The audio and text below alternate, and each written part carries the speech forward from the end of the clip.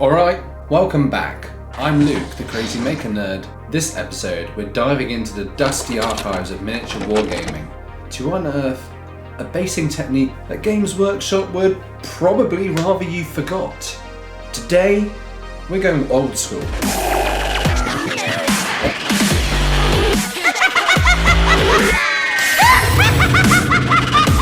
Forget those expensive pots of texture paint that cost more than a small army.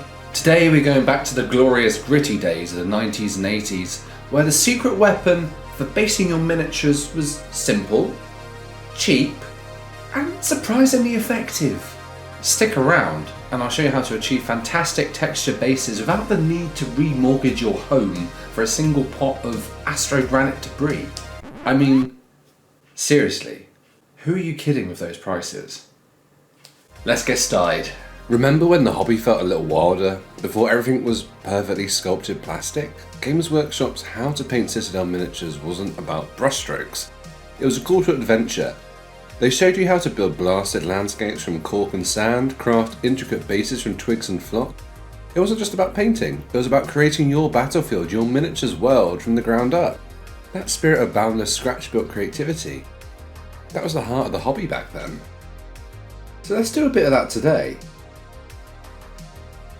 I'm going to put out my flock and my sand. I'm going to build some retro style bases.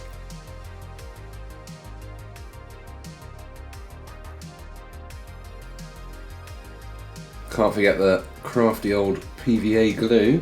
With these simple free items, we can make a number of bases. I'm going to run through making the first base in some more detail and then skip over it over the next few and focus more on the painting. So I've prepared a number of these heads on a stake, all pre-painted, including the base rim being painted in the first coat. So what we're going to do is just cover the entire top of the base in some PVA glue to start off with. Then I'm going to use this sand. This is just builder's sand. And we're just going to sprinkle it over the top of the base, trying to make sure we hit all of that PVA, and then we tap it ever so slightly on the bottom to try and get rid of any loose bits. Now we're going to move on to the paint. This is going to be an oak brown paint to try and mimic Stirland mud. Just cover the whole base in that base coat. If you get it over the rim, don't worry, you can paint that up later. And then you let it dry. Then we come in with a dark tone. This is to try and get in all of those nooks and crannies and get all of that deep detail that we've got from the sand in the first place. Once again, wait for that to dry. Then we get out fur brown, and now we're going to dry brush this base to try and get all those high points with a lighter brown. So we've now got essentially 3 layers of brown. And of course, clean up the rim of that base. And that is the first base done. Now we're going to do the same process again with the PVA and the sand. Quickly tap it off, and we're going to this time try and do Martian iron crust style bases. So we're just going to use a deep orangey red, cover the whole base again in a similar manner. Let it dry. And because we don't want those shadows in this one, we're just going to use a bright, vibrant orange as a high point, which we're going to dry brush on. And that's the second base, really easy. Same again, apply the PVA, put some sand on it. And this time we're going to use it to make Astrogranite debris using Necromancer Cloak, a dark grey. Brush it all over the entire base once again. Then let it dry. Now you can get out the dark tone. Cover the whole thing to get in all those nooks and crannies and get a nice amount of shadow.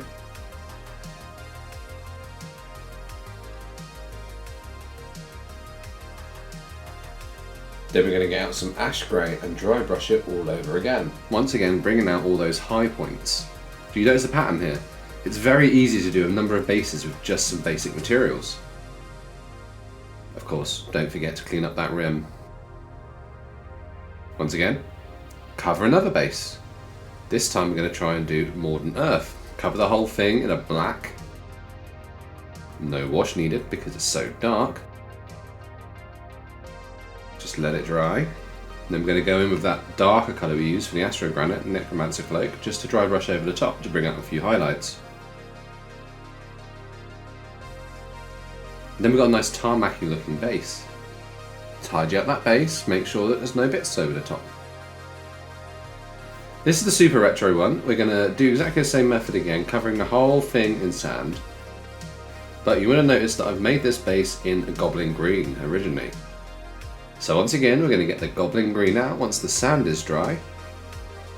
And we're going to cover the whole thing in this Goblin green.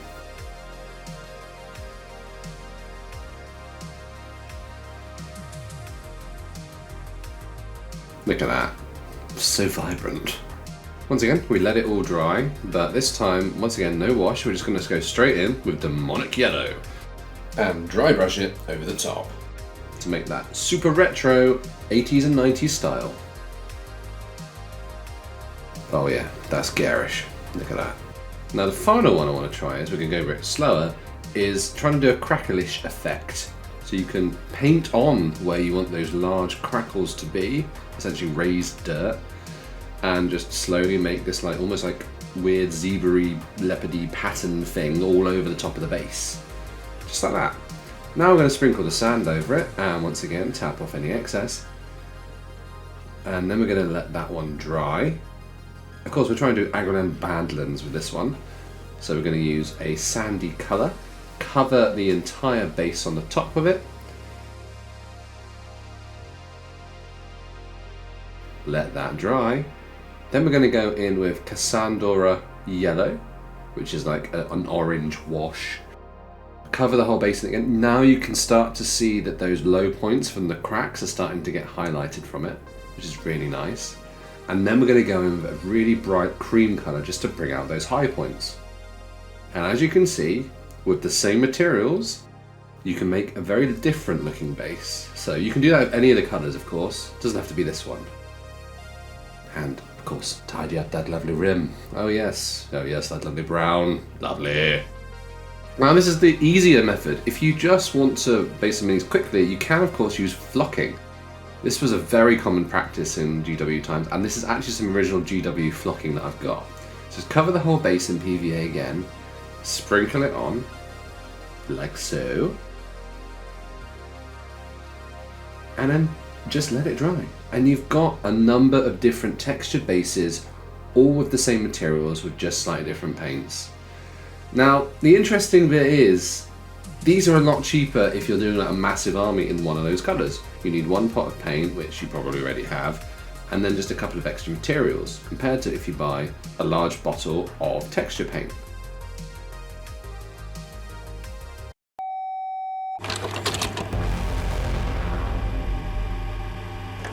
So I tried my best to weigh here. So I weighed a base with nothing on it, it was 1 gram.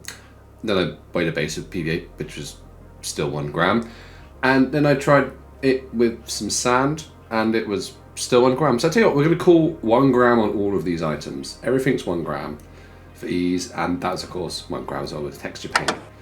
So £3.50 for bottle of craft PVA. So if you calculate all of that backwards, it ends up to be about 630 grams at the cost of £3.99. So funnily enough, that 630 grams turns into 630 bases you can do with 1 bottle of PVA. That's pretty good. And if you look at the sand, you get a bit of a silly number. Yeah, 20,000. So you can do 20,000 bases with a bag of sand.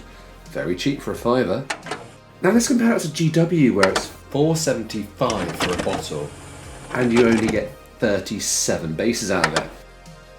Now, if you look at this, breaking it down, this means that, you know, it's £8.99 per base for the sand and the PVA, of course not including paint. So if you buy 17 bottles of GW paint, you get to the same 630-ish. And if you're determined to spend that much money, that means that you can then go and buy all your basing materials and a starter box, and have some change left over. Because we all need a bigger pile of shame, don't we? And just like that, you've got a cheap basing material. All you need is a variety of paints, some sand, some PVA, and a little bit of patience. Of course, there are the one-pot wonders, the texture paints. I actually have nothing against them. I've used them quite a bit on my undead army. But sometimes, if you can't break the bank to buy it, why not just use some sand and some PVA glue? Thanks for sticking around. Make sure you hit that like, subscribe and bell icon so you know when the next video will come up. Is there a basing technique that I haven't covered today that you use all the time that's also cheap? I'd love to hear about it, so please post it in the comments section below. Until next time, I'll see you later, my nerds.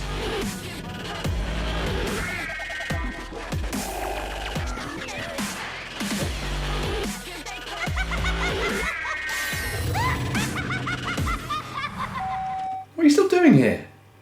Go base some stuff.